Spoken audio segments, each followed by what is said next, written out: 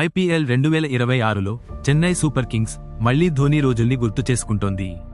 కారణం ఒకడే, సంజు శాంసన్.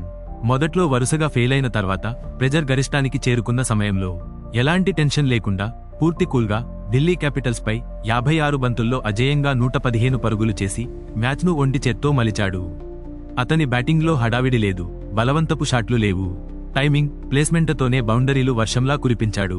పవర్ ప్లేలోనే 9 ఫోర్లు కొట్టి మ్యాచ్ టోన్ సెట్ చేసి చెపాక్లో 6 మ్యాచ్ల ఓటమి సిరీస్కు బ్రేక్ ఇచ్చాడు. మొదటి 3 మ్యాచ్లలో ఫెయిల్ అయినా అతని ముఖంలో ఒక్కసారైనా భయం కనిపించలేదు. ఇదే అతన్ని స్పెషల్గా మార్చింది. సిఎస్కే కోచ్ కూడా ధోనీ తర్వాత అంత కూల్గా ఉండే ప్లేయర్ అయితే సంజూనే అని చెప్పడం చిన్న విషయము కాదు.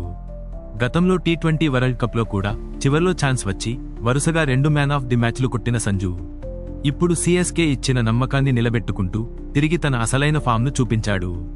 రవీంద్ర జడేజా లాంటి స్టార్ను వదిలి అతనిపై పెట్టిన నమ్మకం వృధా కాలేదని ప్రూవ్ చేశాడు. ఫెయిల్యూర్ నన్ను నేర్పింది ఎలా తిరిగి రావాలో అన్న సంజు మాటలు ఇప్పుడు నిజమవుతున్నాయి.